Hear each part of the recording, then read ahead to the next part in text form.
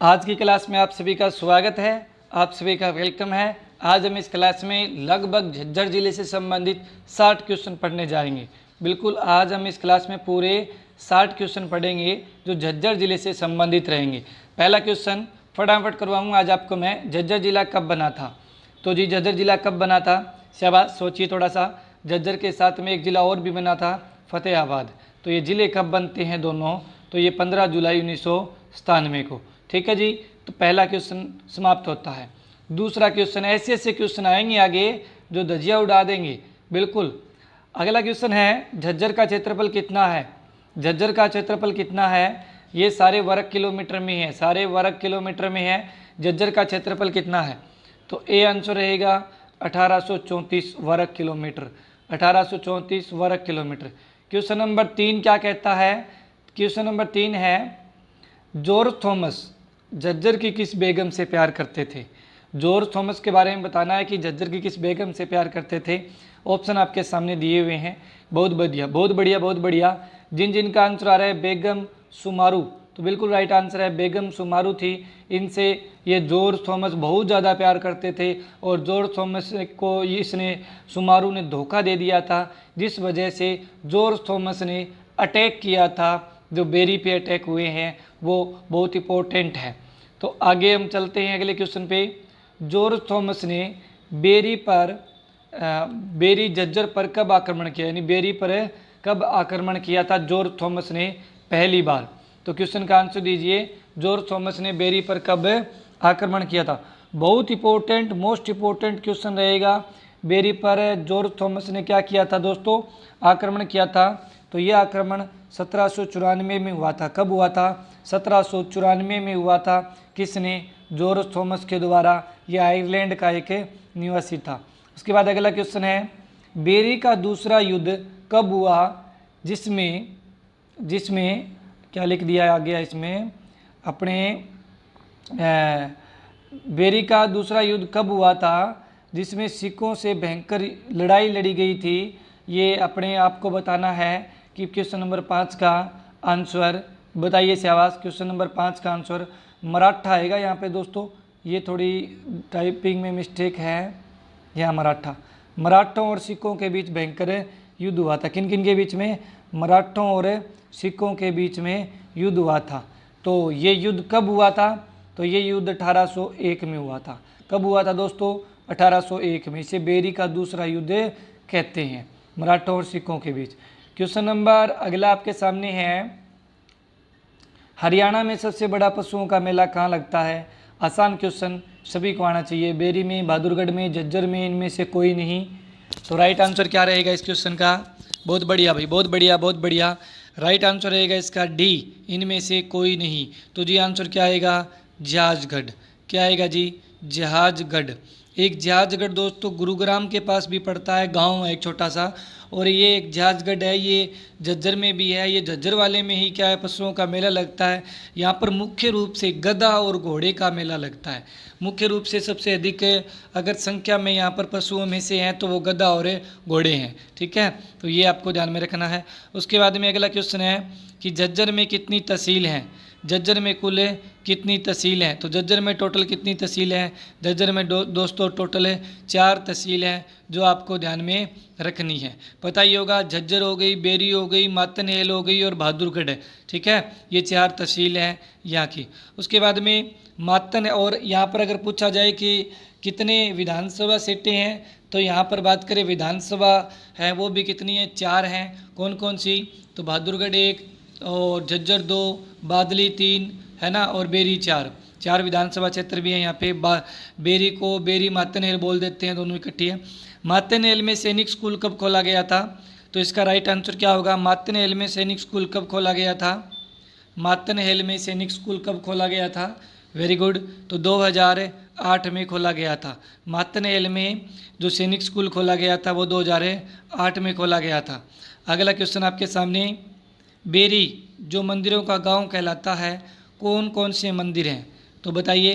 बिल्कुल right answer क्या रहेगा? सी, यानी अपने भीमेश्वरी देवी मंदिर भी है, रुडमल मंदिर भी है। दोनों का राइट आंसर, दोनों ही राइट रहेंगे। अगला क्वेश्चन, बहादुरगढ़ का प्राचीन नाम क्या है। देखो पहले बिल्कुल इजी जी क्वेश्चन आएंगे, लास्ट में जाके देखना आपको बड़े मुश्किल क्वेश्चन भी नजर आएंगे। तो बहादुरगढ़ का पुराना नाम क्या है, सरफाबाद, है ना। क्या रहेगा, सरफाबाद। आंसर क्या हो जाएगा, बी हो जाएगा। उसके बाद में अगला क्वेश्चन आपके सामने 11 नंबर क्वेश्चन। 11 नंबर क्वेश्चन क्या है, बहादुरगढ़ से 1857 की क्रांति का नेतृत्व किसने किया था। तो बिल्कुल आसान क्वेश्चन, बहादुरगढ़ से बहादुर नाम का ही व्यक्ति है, बहादुर जंग। क्या नाम का है, बहादुर जंग। उसके बाद में अगला क्वेश्चन, झज्जर से 1857 की क्रांति का नेतृत्व किसने किया था। तो झज्जर से 1857 की क्रांति का नेतृत्व अब्दुल रहमान खान ने किया था, अब्दुल रहमान खान ने किया था। तो ये भी क्वेश्चन बहुत इंपॉर्टेंट बनता है। अगला क्वेश्चन आपके सामने है, झज्जर में कौन सा मेला नहीं लगता। झज्जर में कौन सा मेला नहीं लगता। तो बाबा गरीबदास का मेला लगता है जी, दुलेड़ी का लगता है जी, श्याम जी का मेला जी लगता है, बाबा जमुना दास ये रोहतक में लगता है। तो ये कहाँ लगता है, रोहतक में लगता है। बाकी सभी मेले कहाँ के हैं, झज्जर के हैं। अगला क्वेश्चन, भिंडावास वन्य जीव अभ्यारण्य कब बना था। तो भिंडावास वन्य जीव अभ्यारण्य आपको डेट बतानी है इनमें से, कब बना था। भिंडावास वन्य जीव अभ्यारण्य बना था 1986 में। कब बना था दोस्तों, 1986 में। एग्जाम में आ जाए, भिंडावास वन्य जीव अभ्यारण्य को पक्षी अभ्यारण्य का दर्जा कब दिया गया था। नया क्वेश्चन बता देता हूँ, तो 2009 को। कितनी तारीख, 2009 को भिंडावास वन्य जीव अभ्यारण्य 1986 में बना। अगर जोड़े दे दे 1985-86 तो राइट है, आपको जोड़ा लगा देना है 85-86 का। अलग अलग दे तो आप 86 आंसर कर सकते हो। अगर आपसे पूछा जाए कि भिंडावास वन्य जीव अभ्यारण्य को पक्षी अभ्यारण्य का दर्जा दिया गया 2009 में, और हरियाणा में सबसे जो सुंदर बात करें झील है वो भिंडावास झील है, ठीक है। इन्हीं के पास में क्या है, भिंडावास झील है। ये झज्जर में पड़ते हैं। भिंडावास वन्य जीव अभ्यारण्य का क्षेत्रफल कितना है। तो भिंडावास वन्य जीव अभ्यारण्य का टोटल एरिया पूछा है, तो आपको आंसर क्या लगाना है, 411 हेक्टेयर। कितना हेक्टेयर है, 411। ये ऑफिशियली डाटा है और यही डाटा मैंने मेरी बुक में भी मेंशन कर रखा है। सारे क्वेश्चन ये हरियाणा जीके के बुक में मिल जाएंगे, और बुक लेने के लिए आप इस नंबर पे कांटेक्ट कर सकते हो, 88038288 और 000। ये आपके सामने नंबर रहेगा, फ़ोन नंबर, और इस वीडियो के नीचे लिंक भी है, वहाँ जाके भी आप डायरेक्ट परचेज कर सकते हो। बुक का प्राइस 100 रुपये है। अगर आप फतेहबाज अपनी मेहता क्लासेस एकेडमी से लेते हो तो नहीं, आपका एक्स्ट्रा कोरियर चार्ज जो भी लगेगा वो अपने आप आपके सामने जब फार्म अप्लाई करोगे तो सामने आ जाएगा। अगला क्वेश्चन आपके सामने है, खप्परवास वन्य जीव अभ्यारण्य कब बना था। तो खप्परवास वन्य जीव अभ्यारण्य अगले साल बन जाता है 1987 में। देखो पहले भिंडावास फिर खप्परवास बोलते हैं ना, भिंडावास खप्परवास, कभी ऐसे नहीं बोलते खप्परवास भिंडावास, पहले भिंडावास ही लेते हैं, भिंडावास खप्परवास। देखो लेने को तो कैसे नाम ले लो चाहे, लेकिन अपने को क्या है, पहले भिंडावास खप्परवास, है ना। तो पहले भिंडावास 86 में, खप्परवास 87 में। अगला क्वेश्चन आपके सामने, खप्परवास वन्य जीव अभ्यारण्य का एरिया कितना है। खप्परवास वन्य जीव अभ्यारण्य का एरिया कितना है। तो खप्परवास वन्य जीव अभ्यारण्य का एरिया है वो 82 हेक्टेयर है। कितना, 82। ये किसका था 411, ये भिंडावास का था। किसका था दोस्तों, भिंडावास का। खप्परवास का कितना है, 82 हेक्टेयर। और जो 28 हेक्टेयर है ये छिलछिला झील, अपनी बात करें छिलछिला है ना, छिलछिला जो वन्य जीव अभ्यारण्य कुरुक्षेत्र सबसे छोटा, इसका कितना है 28 हेक्टेयर। और 211 हेक्टेयर ये दे रखा है, ये नाहड़ या जिसे नाहर भी बोल सकते हैं, है ना, रेवाड़ी वाला, इसका कितना है 211 हेक्टेयर। याद रहे सभी के सभी। क्वेश्चन नंबर अगला, गौरीय पर्यटन स्थल कहाँ है, यानी गौरिया चिड़िया को बोलते हैं, और जो दिल्ली का जो राजकीय पक्षी है ना, तो वो क्या है, ये चिड़िया ही है गौरिया। तो ये कहाँ पर है पर्यटन स्थल, तो ये बहादुरगढ़ में है। कहाँ पे दोस्तों, बहादुरगढ़ में है।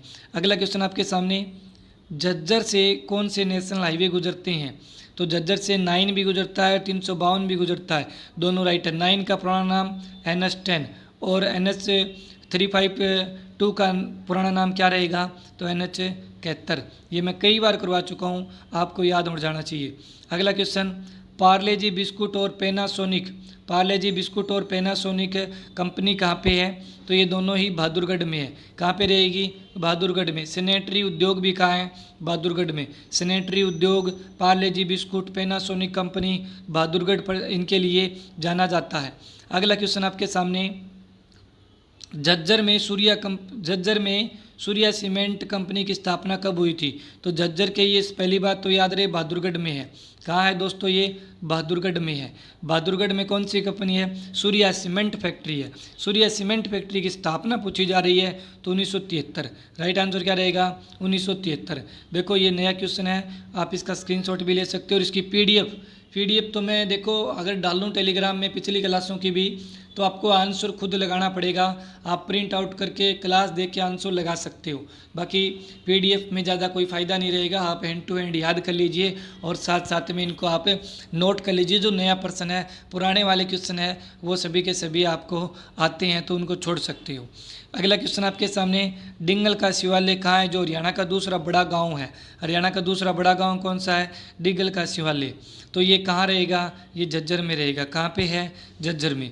ये ऑप्शन देना उचित नहीं था, यहाँ पे रोहतक या जो भी है इस हिसाब से ऑप्शन देते। चलो आप फिर भी याद रखना झज्जर में है। उसके बाद में अगला क्वेश्चन आएगा, बुआ का गुंबद कहाँ है? बुआ का गुंबद कहाँ है भाई? बुआ का गुंबद कहाँ है? तो बुआ का गुंबद कहाँ रहेगा दोस्तों? बुआ का गुंबद है वो कहाँ पे है? झज्जर में है। बुआ का गुंबद कहाँ है? झज्जर में है। एग्जाम में आ जाए, काजी की मस्जिद कहाँ है? काजी की मस्जिद कहाँ है? एग्जाम में आ जाए, काजी की मस्जिद कहाँ है? तो दुजाना में है। काजी की मस्जिद कहाँ है? दुजाना में है काजी की मस्जिद। दुजाना से 1857 की क्रांति का नेतृत्व हुसैन सिंह ने किया था। किसने किया था? हुसैन सिंह ने। हमने इसको रोहतक में पढ़ा था तो आपको ध्यान में रखना है। दुजाना है वर्तमान में है ना, वो कहाँ है? झज्जर में। दुजाना वर्तमान में कहाँ पे है दोस्तों? झज्जर में है। ठीक है। दुजाना से 1857 की क्रांति का नेतृत्व हुसैन सिंह ने किया था या हुसैन अली ने किया था, याद रखना है। और दुजाना में काजी की मस्जिद है, ये भी आपको याद करना है। तो ये इंपॉर्टेंट क्वेश्चन रहेंगे। अगला क्वेश्चन आपके सामने, शहीदों का शहर किसे कहते हैं? तो शहीदों का शहर कहते हैं किसे?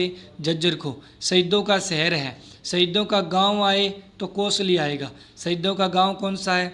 कोसली। कोसली कहाँ पड़ता है? रेवाड़ी में पड़ता है। शहीदों का गांव कोसली, शहीदों का शहर झज्जर, दोनों याद रहे। उसके बाद अगला क्वेश्चन, हरियाणा का प्रवेश द्वार किसे कहते हैं? तो सिंपल क्वेश्चन है, बहादुरगढ़ को कहते हैं। Gateway of Haryana Bahadurgarh. अगला क्वेश्चन आपके सामने, पंडित श्रीराम शर्मा ने सर्वप्रथम झज्जर में तिरंगा झंडा कब फहराया था? तो झज्जर में सर्वप्रथम तिरंगा झंडा किसने फहराया था? पंडित श्रीराम शर्मा। क्या लिख दिया भाई, एक मिनट। श्रीराम शर्मा, हाँ तो श्रीराम शर्मा ही है, ठीक बात है। श्रीराम शर्मा ने सबसे पहले जो झज्जर में तिरंगा झंडा फहराया था 1922 की बात है। कब की बात है? 1922 की बात है। बहुत इंपॉर्टेंट क्वेश्चन है। पंडित श्रीराम शर्मा की पत्रिका जो पत्रिका है हरियाणा तिलक, कौन सी? हरियाणा तिलक, वो कब निकाली गई थी? पंडित श्रीराम शर्मा ने, जिनका संबंध झज्जर से है, इन्होंने हरियाणा तिलक पत्रिका निकाली थी। वो कब निकाली थी? तो आपको आंसर देना है इसका क्या? 1923 में। देखो हम बोलते हैं ना जय श्री राम, जय श्री राम बोलकर क्या करते हैं? तिलक निकालते हैं, 1 2 3, ठीक है। तो हमें 2 और 3 याद करना है, यानी जो बात करें तो ये श्री राम की याद ऐसे याद हो जाएगी कि श्री राम है ना, जय श्री राम बोल के तिलक निकालते हैं और बोलते हैं ना 1 2 3 4, है ना, बाबा तेरी जय जयकार। तो 1 2 3, एक तो नहीं है इसमें, 2 3 तो है, याद कर सकते हैं। केवल याद करने का तरीका है। कोई अन्य धर्म से है तो ये मत सोचना कि सर ये ऐसे कैसे बोल रहे हैं, क्योंकि भाई अपने को केवल क्या है, क्वेश्चन याद करना है। तो जैसे भी हो याद हो जाना चाहिए। सभी का एक ही बात करे राम है, यानी सभी का एक ही अल्लाह है, सभी का एक ही वाहिगुरु है ना, आपको पता ही होगा इस बात का। इंदिरा गांधी तापीय विद्युत परियोजना कब बनाई गई थी? तो इंदिरा गांधी तापीय विद्युत परियोजना है वो 2010 में, राइट आंसर है 500 मेगावाट यहाँ पे, और 2011 में 500 मेगावाट की दूसरी इकाई, 2012 में 500 मेगावाट की तीसरी इकाई। तो ये आपको याद करना है, पहली इकाई कब लगी थी? 2010 में। अगला क्वेश्चन कि इंदिरा गांधी तापीय विद्युत परियोजना में कितने मेगावाट की है? तो बताइए कितने मेगावाट। अगर ये प्रश्न आपका गलत हो रहा है ना तो डूब मरना ढकनी में नाक डुबोकर, कहते हैं ना, ये क्वेश्चन आपका गलत हो रहा है तो ये क्वेश्चन आपका गलत हो रहा है तो ढकनी में नाक डुबो के डूब मरना। क्यों बोल रहा हूँ मैं ऐसी, इस तरह की लैंग्वेज क्यों यूज़ कर रहा हूँ? अभी बता के आया हूँ कि 2010 में 500 मेगावाट और 2011 में 500 मेगावाट, फिर 2012 में 500 मेगावाट, फिर टोटल कितनी हो गई 1500 मेगावाट। ईमानदारी से दिल पे हाथ रख के वो सोचना, मेरे को तो नहीं पता आप कौन कौन देखने वाले हो, लेकिन आपको पता होना चाहिए कि मेरा गलत हुआ है ना। आप एक्टिव नहीं हो, आपका गलत हुआ है, आप बिल्कुल भी एक्टिव नहीं हो, आपका ध्यान कहीं और था उस टाइम। आपको ध्यान को एक जगह एकीकृत करना पड़ेगा, है ना। अपने लक्ष्य को गर्लफ्रेंड बना लो, तब जाके आप कामयाब हो सकते हो। उसके बाद में अगला क्वेश्चन, महात्मा गांधी तापीय विद्युत परियोजना कब बनाई गई थी? तो महात्मा गांधी तापीय विद्युत परियोजना कब बनाई गई थी, आपसे क्वेश्चन है ये पूछा जा रहा है। महात्मा गांधी तापीय विद्युत परियोजना ये इसके अगले वर्ष से स्टार्ट कर दी गई थी। यहाँ पर 1 मिनट, हाँ 2012 करना है इसका दोस्तों, 2012 में महात्मा गांधी तापीय विद्युत परियोजना 2012। अगला क्वेश्चन है, महात्मा गांधी तापीय विद्युत परियोजना कितने मेगावाट की है? तो आप सोचो कि ये तो इंदिरा गांधी है। एक बात और बता दूं, इंदिरा गांधी जो परियोजना है ना, उस अरावली विद्युत परियोजना भी बोलते हैं, है ना। अरावली अगर बात करें हमें पावर प्लांट बोलेंगे तो उसको अरावली पावर प्लांट बोल सकते हैं, इंदिरा गांधी पावर प्लांट बोल सकते हैं, जो झाड़ली में है। और ये भी क्या है, महात्मा गांधी तापीय प्रयोग, इसके बिल्कुल सामने, एक दूसरे के सामने गेट है, दोनों ही झाड़ली में है। तो ये कितने मेगावाट की है? ये 320 मेगावाट की है। कितने मेगावाट की है? 320। इसकी 2 इकाई है। कितनी इकाई है दोस्तों? इसकी 2 इकाई है। तो 1320 को हम डिवाइड कर लेंगे 2 से, तो इसकी आपको एक इकाई की जो क्षमता है वो आपके सामने निकल के आ जाएगी। तो इसमें कितनी इकाई है? टोटल 2 इकाई है ना। तो ये चीज़ आपको ध्यान में रखनी है। उसके बाद में अगला क्वेश्चन आपके सामने स्क्रीन पे, बजरंग पूनिया का जन्म कब हुआ था? बजरंग पूनिया का जन्म कब हुआ था? ये टॉप के खिलाड़ी है बजरंग पूनिया, आपको ध्यान होना चाहिए बजरंग पूनिया का जन्म कब हुआ था। बहुत इंपॉर्टेंट क्वेश्चन है। बजरंग पूनिया वाला क्वेश्चन कई बार एग्जाम में रिपीट हो जाता है। बजरंग पूनिया आपको पता ही है, इन्हें 2015 में राजीव गांधी अवार्ड भी दिया गया था। और बात करें इसके अलावा 2019 में राजीव गांधी अवार्ड भी दिया गया था, और 2015 में इसे अर्जुन अवार्ड भी मिला है। तो बजरंग पूनिया का जन्म 26 फरवरी 1994 में। कौन कौन से मैं बता देता हूँ पुरस्कार। 2015 में अर्जुन अवार्ड, और 2019 में इन्हें कौन सा मिला था? राजीव गांधी अवार्ड से इन्हें सम्मानित किया गया। याद रहे, बजरंग पूनिया बहुत इंपॉर्टेंट है, इन्होंने कई बार पुरस्कार जीता है, आपको इनके बारे में ध्यान होना चाहिए। नॉर्मल क्वेश्चन है। और इनका जो गांव है वो खंडन गांव है। कौन सा गांव है? खंडन गांव में इनका जन्म हुआ था। खंडन गांव कहाँ पड़ता है? खंडन गांव दोस्तों अपने जो बात करें झज्जर में पड़ता है। और ये 65 किलोग्राम भार में खेलते हैं। कितने भार में खेलते हैं? 65 किलोग्राम भार में खेलते हैं बजरंग पूनिया। बहुत इंपॉर्टेंट है बजरंग पूनिया का, याद रहे, एक क्वेश्चन कई बार एग्जाम में पूछ लिया जाता है।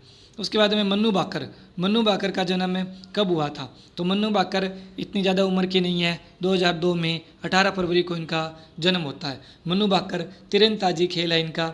और मन्नू भाकर की बात कर लें तो मन्नू भाकर बहुत इंपॉर्टेंट है, इनका संबंध बामडोली गांव से है। कौन सा गांव है? बामडोली गांव। और ये बामडोली गांव झज्जर में पड़ता है, ठीक है। तो मानुष ये अपना मन्नू भाकर के बारे में आपको इतना, 1 मिनट, बामडोली गांव नहीं है अभी, मन्नू भाकर झज्जर से याद रखना। मामडोली तो किसका गांव रहेगा? मानुषी चिल्लर का रहेगा, सॉरी माफ़ी चाहता हूँ, ठीक है। आप इनका केवल इतना याद कर लेना कि झज्जर से। उसके बाद में अगला क्वेश्चन आपके सामने है, बजरंग पूनिया ने 2018 एशियाई खेलों में कौन सा पदक जीता था जो इंडोनेशिया में हुए थे? तो 2018 एशियाई खेल कहाँ हुए थे? इंडोनेशिया में हुए थे। और बजरंग पूनिया ने कौन सा खेल, मतलब कौन सा पुरस्कार जीता था? गोल्ड मेडल, स्वर्ण पदक जीता था, याद रहे। उसके बाद अगला क्वेश्चन आपके सामने है, राष्ट्रमंडल खेल 2018 में जो गोल्ड कोस्ट, ये क्या है? गोल्ड कोस्ट ऑस्ट्रेलिया में संपन्न हुए बजरंग पूनिया ने कौन सा पदक जीता था? यहाँ भी गोल्ड मेडल इन्होंने जीता था। उसके बाद में अगला क्वेश्चन, मन्नू भाकर ने 2019 में गोल्ड मेडल जीता था, ये कितनी मीटर की शूटिंग राइफल में जीता था? कितने मीटर की शूटिंग राइफल में जीता था? तो 10 मीटर अपने जो शूटिंग राइफल में इन्होंने गोल्ड मेडल जीता था 2019 में। उसके बाद अगला क्वेश्चन है, मानुषी चिल्लर का संबंध बामडोली गांव से है। यहाँ क्वेश्चन आ गया ना, मानुषी चिल्लर को कब मिस इंडिया का अवार्ड मिला था? तो मिस इंडिया का अवार्ड 2017 में मिला था। मानुषी चिल्लर को मिस इंडिया का अवार्ड 2017 में दिया गया था। मिस वर्ल्ड नहीं है, ये मिस इंडिया की बात हो रही है। उसके बाद में अगला, मानुषी चिल्लर को कितनी बार मिस इंडिया का खिताब जीत चुकी है? तो मिस इंडिया का खिताब ये 6 बार जीत चुकी है। कितनी बार? 6 बार ये मिस इंडिया का खिताब जीत चुकी है। बहुत इंपॉर्टेंट है मानुषी चिल्लर। अगर आपको हमारी क्लास अच्छी लग रही है, आपको अपनी खुद की क्लास समझो ये अच्छी लग रही है, तो आप इसे शेयर, लाइक और जो नए हैं वो चैनल को सब्सक्राइब बिना अपने बेझिझक कर लेंगे, क्योंकि आपको पता है डाटा है वो लगभग ऑफिशियली है। हाँ, हो जाता है दोस्तों, अगर एक आधे क्वेश्चन की क्लास में कोई मिस्टेक आती है ना, उसका कमेंट बॉक्स में मैं देखता हूँ, सभी के कमेंट पढ़ता हूँ। पढ़ने के बाद अगर मेरे को लगता है कि हाँ ये क्वेश्चन वास्तव में ही मैंने गलत करवा दिया, तो मैं बिना बेझिझक अगली क्लास में बिना शर्माए, क्योंकि शर्माने वाली तो बात ही नहीं है, बेइज्जती वाली तो कोई बात ही नहीं है, ठीक है, उसको मैं अगली क्लास में ज़रूर करवा देता हूँ सही। लेकिन कोशिश तो ये रहती है कि कोई गलत ना हो। कई बार बोलने में कई बार दिक्कत हो जाती है, वो आपको पता ही है। अगला क्वेश्चन आपके सामने है स्क्रीन पे। मानुषी चिल्लर को कब मिस वर्ल्ड का खिताब जीता था? तो मानुषी चिल्लर ने 2018 में मिस वर्ल्ड का खिताब जीता था और 2017 में इन्होंने मिस इंडिया का खिताब जीता था। अगला क्वेश्चन है कि भगवत दयाल शर्मा जिनका जन्म बेरी गांव में हुआ था, भगवत दयाल शर्मा कहाँ हुआ था? बेरी में, झज्जर में हुआ था। हरियाणा के पहले मुख्यमंत्री थे और ये किन 2 राज्यों के गवर्नर रह चुके हैं, यानी राज्यपाल रह चुके हैं? देखो एक क्वेश्चन में मैंने 2 क्वेश्चन शामिल कर लिए और साथ में एक आंसर हो जाएगा, 3 क्वेश्चन निकल के आएंगे एक में से ही। तो बिल्कुल उड़ीसा और मध्य प्रदेश, कहाँ के? उड़ीसा और Madhya Pradesh. Very very important question, Orissa और मध्य प्रदेश। अगला क्वेश्चन नंबर 41 आपके सामने। भगवत दयाल शर्मा का जन्म व मृत्यु बताइए। क्योंकि हरियाणा के पहले मुख्यमंत्री है तो जन्म और मृत्यु तो ध्यान में होनी चाहिए। तो भगवत दयाल शर्मा का जन्म है वो 1918 में हुआ था और मृत्यु इनकी 1993 में हुई थी। 1918 से 1993, याद रहे, ये आंसर राइट रहेगा। Question number 42। दलवीर सिंह सुहाग जो बात करें थल सेना के अध्यक्ष रह चुके थे या रह चुके हैं, इनका जन्म कहाँ हुआ था? तो दलवीर सिंह सुहाग का आपको जन्म बताना है कि इनका जन्म कहाँ हुआ था। ये क्वेश्चन वो क्वेश्चन है जो कई बार एग्जाम में रिपीट हुए हैं और ये दलवीर सिंह सुहाग तो आया हुआ क्वेश्चन है दोस्तों, क्योंकि दोस्तों आने चाहिए अपने को इन चीज़ों के बारे में नॉलेज होनी चाहिए। तो इनका बेरी से संबंध है। कहाँ से है? बेरी से संबंध है।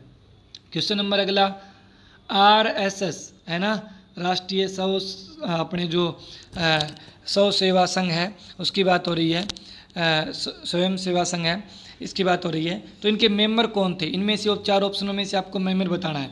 तो इनके सदस्य पंडित दीनदयाल शर्मा। देखो पंडित भगवत दयाल शर्मा का भी झज्जर से है, श्री राम शर्मा भी झज्जर से है, नेकीराम शर्मा है। ये बात करें केलंगा गांव जो वर्तमान में भिवानी में पड़ता है, यहाँ से इनका संबंध है। दीनदयाल शर्मा ये झज्जर से, इनका RSS से ये मेंबर रह चुके थे। ठीक है दोस्तों, ये क्वेश्चन है। दीनदयाल शर्मा के द्वारा निकाला गया पहला समाचार पत्र कौन सी भाषा में था? जिसका नाम हरियाणा था। जिसका नाम क्या था? हरियाणा था। तो ये किस भाषा में था? ये उर्दू भाषा में था दोस्तों, याद रहे। किस भाषा में था? उर्दू भाषा में था। उसके बाद में अगला क्वेश्चन, विधायक रघुवीर कादियान का संबंध कहाँ से है? जिन्हें 14वीं विधानसभा का प्रोटेम स्पीकर बनाया गया है। 14वीं विधानसभा का प्रोटेम स्पीकर रघुवीर कादियान। ये क्वेश्चन ये, और ये कहाँ से हैं? तो जो रघुवीर कादियान जी हैं उनका संबंध कहाँ से रहेगा? बहुत इंपॉर्टेंट क्वेश्चन है, बेरी विधानसभा सीट से रहेगा। कहाँ से? बेरी विधानसभा सीट से। अगला क्वेश्चन, देश के पहले क्या है? तैराकी आएगा ये। देश के पहले तैराकी स्विमर बने हैं। तो देश के पहले तैराकी स्विमर बने हैं जिन्होंने 2 बार इंग्लिश चैनल को पार किया है। 2 बार इंग्लिश चैनल को पार करने वाले तैराकी जो बने हैं उनका नाम क्या है? ये भी क्वेश्चन बहुत इंपॉर्टेंट है। तो क्योंकि इन्हें भी बात करें हमें तो अपने अवार्ड से सम्मानित किया गया है, गिनीज बुक में इनका नाम दर्ज किया गया है। तो इनका नाम क्या रहेगा? ये 2 बार बात करें इंग्लिश चैनल को पार कर चुके हैं, तो बहुत इंपॉर्टेंट क्वेश्चन रहेगा मंजीत कादियान। राइट आंसर क्या है? मंजीत कादियान। ये जो सुमित नागल है ना दोस्तों, जो आपको स्क्रीन पे दिखाई दे रहा है, क्या सुमित नागल, ये रोजर फेडर को हराने वाले हराकर वर्ल्ड रिकॉर्ड बनाया। इन्होंने रोजर फेडर को हराकर वर्ल्ड रिकॉर्ड बनाया है। रोजर फेडर को हराकर सुमित नागल ने वर्ल्ड रिकॉर्ड बनाया। ये भी झज्जर से है। मंजीत कादियान जिन्हें तैराकी स्विमर बने, या देश के पहले तैराकी स्विमर, और इन्होंने 2 बार इंग्लिश चैनल को तैर कर पार किया है। उसके बाद में मिस हरियाणा 2019 से कौन बनी थी? मिस हरियाणा 2019 कौन बनी थी? तो सनेहा वर्मा। कौन बनी थी? सनेहा वर्मा। कहाँ से हैं? झज्जर से हैं। ये एग्जाम में भी आया था ना, एलम वाले में, याद रहे, एलम के एग्जाम में भी आया था। अभी आंसर की भी आई है। आप ये मत सोचना कि आप आंसर की आ गई वही करवाने लग गए। भाई झज्जर जिला करवा रहा हूँ, जो है वो तो करवाने ही पड़ेंगे सभी। अच्छा, कहाँ से है? झज्जर से। उसके बाद में दूसरे विश्व युद्ध में शहीद बालूराम और जो हिसार से हैं, और हरी सिंह जो झज्जर से हैं, ये कहाँ शहीद हुए थे? ब्रिटेन में, जापान में, इटली में, भारत में। यानी इनकी अस्थियाँ अभी भारत में आई हैं। अभी इनकी अस्थियाँ 2019 में भारत में आई है। बालूराम हिसार से हैं और हरी सिंह झज्जर से हैं। इनकी अस्थियाँ अभी भारत में लौटाई गई है। तो ये कहाँ की बात है? इटली। आंसर क्या रहेगा? इटली। तो ये भी बहुत इंपॉर्टेंट है। अगला क्वेश्चन आपके सामने स्क्रीन पे, 3 mm की वोट यानी किश्ती बनाने का रिकॉर्ड किसके नाम पे दर्ज किया गया है, जिनका संबंध बहादुरगढ़ से है? तो बताइए इनका नाम क्या रहेगा? साक्षी गर्ग। साक्षी गर्ग है। इन्होंने 3 mm की एक वोट बनाई है, किश्ती बनाई है, और वर्ल्ड रिकॉर्ड इनके नाम दर्ज हो गया है। तो साक्षी गर्ग कहाँ से हैं? बहादुरगढ़ से हैं। उसके बाद में झज्जर में कौन सा फार्म है? झज्जर में कौन सा फार्म है? Subhash Chandra Bose farm, Bhagat Singh farm, Pratapgarh farm, Devilal farm. तो क्या आंसर होगा? प्रतापगढ़ फार्म। बहुत इंपॉर्टेंट है, प्रतापगढ़ फार्म है। आप बताओगे सुभाष चंद्र बोस फार्म कहाँ है? ऑप्शन है अम्बाड़ा, ऑप्शन है आपके सामने यमुनानगर, ऑप्शन है आपके सामने एक और देते हैं कुरुक्षेत्र, और इनमें से कोई नहीं। तो आप आंसर बताना जरूर इसका, क्योंकि प्रतापगढ़ फार्म है वो तो झज्जर में रहेगा। ये क्वेश्चन कलर के एग्जाम में भी आया था। अगला आपके सामने क्वेश्चन है, भीमेश्वरी देवी का मंदिर किसने बनाया था? भीमेश्वरी देवी का मंदिर बताइए। शाबाश। भीमेश्वरी देवी का मंदिर किसने बनाया था? क्वेश्चन बताऊंगा, हैरान हो जाओगे। भीमेश्वरी देवी का मंदिर किसने बनाया था? गांधारी के द्वारा। किसके द्वारा बनाया गया था? गांधारी के द्वारा। इसकी कहानी क्या है? जब भगवान श्री कृष्ण ने, महाभारत के युद्ध की बात है, उससे पहले अपने जो भीम है ना, भगवान भीम, अब भगवान क्या अपने सॉरी भीम जो पांडव थे ना, भीम जो थे, उन्हें बात करें, जब महाभारत का युद्ध होना था उससे पहले क्या है, भगवान श्री कृष्ण ने कहा था कि आप है ना अपनी जो देवी है भीमेश्वरी, उसको आप इस जो कुरुक्षेत्र की भूमि है यहाँ पे लेके आओ। तो ऐसा ही किया। भीम गए भीमेश्वरी देवी के पास और जाके उनसे रिक्वेस्ट की कि आप मेरी मदद कीजिए, आप कुरुक्षेत्र के युद्ध में चलिए। तो भीमेश्वरी देवी ने कहा मैं आपके साथ हूँ, और लेकिन एक कंडीशन ये है कि जहाँ भी आप मेरे को ज़मीन पे एक बार रख दोगे ना, ज़मीन पे एक बार रख दोगे, यानी उनकी जो मतलब प्रतिमा दी होगी, शायद ऐसा कुछ वेबसाइट पे दिया नहीं, उन्होंने इतना ही लिखा है कि आप जहाँ भी ज़मीन पे ये चीज़ रखोगे, यानी मूर्ति या वो खुद आई थी देवी, तो वहाँ पे क्या है उसके बाद में आगे नहीं जाएगी वो, है ना। ये देवी ने कहा कि आगे मैं नहीं जाऊँगी। इसी तरह से जब भीम लेके आ रहे थे तो बेरी के समीप पहुँचे और भीम को बहुत तेज़ प्यास लगी। प्यास से पानी पीने के लिए भीम ने पानी पिया, और जैसे ही भीम को पानी पीने के बाद एहसास हुआ कि मैंने तो अपने जो माता है इनको ज़मीन पे रख दिया है, अब आगे तो मैं लेके जा नहीं सकता। तो उन्होंने वहीं से आशीर्वाद लेके आगे युद्ध की तरफ निकल गए थे, महाभारत मतलब कुरुक्षेत्र की तरफ निकल गए थे। उसके बाद में कहा जाता है कि यहाँ पे गांधारी आई थी और गांधारी ने देखा उस मूर्ति को, वहाँ पे एक मूर्ति थी। उसके बाद में क्या किया, उसके बाद में उन्होंने वहाँ पे एक मंदिर का निर्माण करवा दिया। ये डाटा मैं अपने पास से कहानी बना के नहीं लेके आया, ये ऑफिशियल डाटा दिया हुआ है। जब इंग्लिश टू हिंदी में कन्वर्ट करते हैं तब उसके अंदर कुछ गड़बड़ी भी हो जाती है, लेकिन इतनी ज़्यादा गड़बड़ी नहीं कि गांधारी की जगह कुछ द्रौपदी लिखा हो, ठीक है। तो ये चीज़ें हैं, मैंने आपको पूरी कहानी बताई है, समझ में आ गई हो अच्छे से। अगले क्वेश्चन पे चले, question number 52। Question number 52, the city of destiny. The city of destiny किसे कहा जाता है? द सिटी ऑफ डेस्टिनी के नाम से हरियाणा के किस शहर को जाना जाता है? बिल्कुल जी, बहादुरगढ़ को, बहादुरगढ़ को ही जाना जाता है द सिटी ऑफ डेस्टिनी। और इसके अलावा मैं बात कर लूँ तो बहादुरगढ़ को गेटवे ऑफ हरियाणा भी कहते हैं। क्वेश्चन नंबर 53, 53, झज्जर की स्थापना छाजूराम ने किस नाम से की थी? झज्जर की स्थापना किसने की? तो पहला क्वेश्चन है, ये आंसर आ गया क्या? छाजूराम ने की थी। छाजूराम जाट था एक, छाजूराम उन्होंने की थी झज्जर की स्थापना। तो झज्जर की स्थापना है वो छाजूराम ने किस नाम से की थी? छाजू नगर के, किस नाम से? छाजू नगर से स्थापना की थी, याद रहे छाजू नगर। उसके बाद में धीरे धीरे करके झज्जर पढ़ा था। झज्जर का अर्थ क्या है? झज्जर का अर्थ क्या है? पानी का एक जहाज, झरना, उपरोक्त दोनों, या जाट छाजूराम का घर। तो आंसर क्या लगाएंगे? दोनों, उपरोक्त दोनों। याद रहे, ये वेबसाइट, ऑफिशियल वेबसाइट में लिखा हुआ है, पानी का एक जहाज या एक झरना, ये झज्जर का ही अर्थ बनता है। तो याद रहे, आने वाले एग्जाम में ऐसे आपका एक क्वेश्चन बन सकता है। उसके बाद में अगला क्वेश्चन, बेबी किलर का क्या अर्थ है? बेबी किलर का अर्थ क्या है? ऑप्शन आपके सामने सारे दिए हुए हैं। बेबी किलर घटना है एक, आपको बताना है, जो कि 1998 में घटी थी। 1998 में बहादुरगढ़ के समीप एक घटना घटी थी, तो बहुत ही निर्दयनीय घटना थी।